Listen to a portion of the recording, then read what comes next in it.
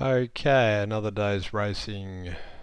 Saturday the 15th of December, almost the end of the year. It's been a long year in horse racing, as every year.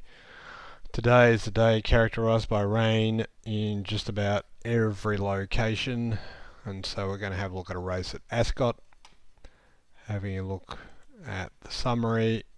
For a change, we'll have a look at a distance race, race 5.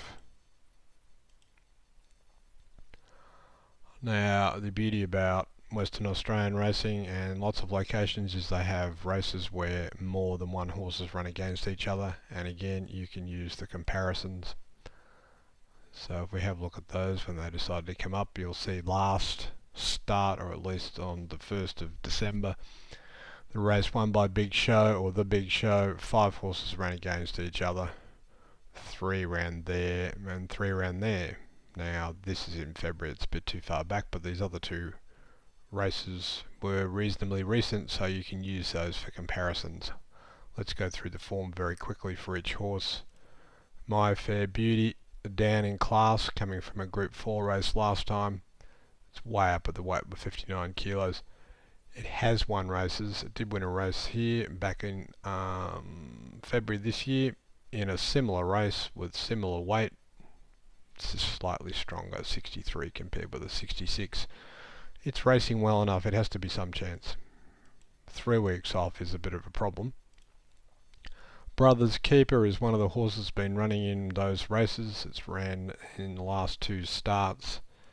It's run against the Big Show and that other race. Now if you have a look at these sectional times, they're very slow because in both races there was a tearaway leader. Both races, the horse in that race led by 12-15 lengths mid-race and then weakened.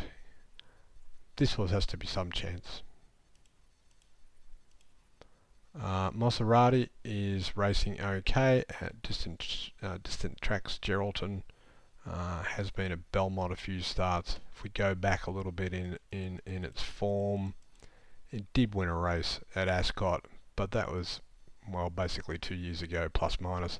So on that, we really has a wide barrier. It is well weighted, but looking at it, we'd have to be saying we're going to risk Maserati.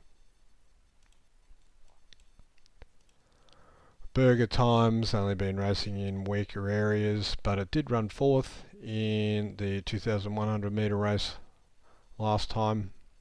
Had barrier 12, it's now got barrier 11. So it's not well in from the barrier viewpoint. It did win this York race over a distance, so clearly distance racing is good for it. Hasn't really run that well in town, although it did run 2nd there. The barriers are concerned, it has to be some sort of chance. Magical Charm is the short price favourite, and it's short on the market, $1.70 on the market and $2.50, based again on these runs in these group races back last preparation. So it won 2nd up over 1800, then it won again over 2150, and then last start it ran 5th in that race, where again there was the tearaway leader. So it has to be some chance as well. Bow Count. Now Bow Count is one of these horses that leads and goes crazy in front. So last start it led by some ridiculous amount mid-race and got run down late.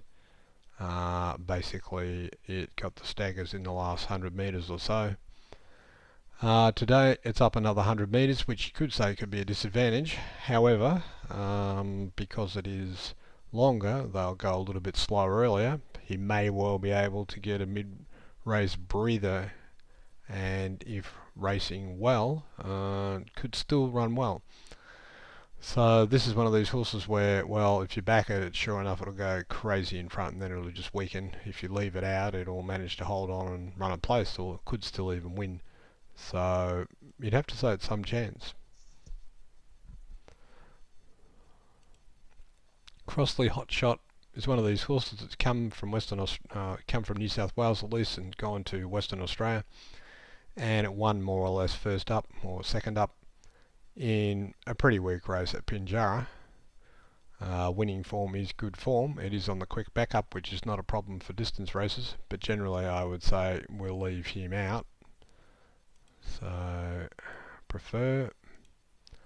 Boom Bust is another leader type, or at least led in a small field last time. It's only been racing in these very weak meetings. You would have to be saying we'll leave it out. Deception Game, hard to say whether it's going to run the distance or not. It does look like a reasonable horse, but based upon the fact that it's got form over shorter distances, I think we'll leave it out. He's packing again on the quick backup, 8 days. Failed at Mount Barker and Narrogin previously. Did win a race over 1500 at Pinjarra. It does seem pretty unlikely, so we'll leave that one out. London's Song is racing pretty well, finishing close up. It could be there for a place, but again, the distance did run third there, back a while, so it's racing pretty consistently. You'd have to be thinking it could be a place chance. So that's running through the field. So if we have a look at the replays, have a look at the comparisons. On this race, well, one of them scratched, so there's only 4 runners here. Sorting it top to bottom, Bowcount is in fact the best weighted horse. He was the tearaway leader, followed by Burger Time, followed by Magic Charm, and then at the bottom we've got Brothers Keeper, but there's not much in it. Now this is the sort of race where they all, as I say, it was a tearaway leader, and so it's very difficult to decide this race whether, if they go a bit slower. But looking at these figures here, you really wouldn't be saying Magical Charm is such a certainty. It does have the good barrier, but again, if one of the horses goes crazy in front, the barrier won't really matter that much.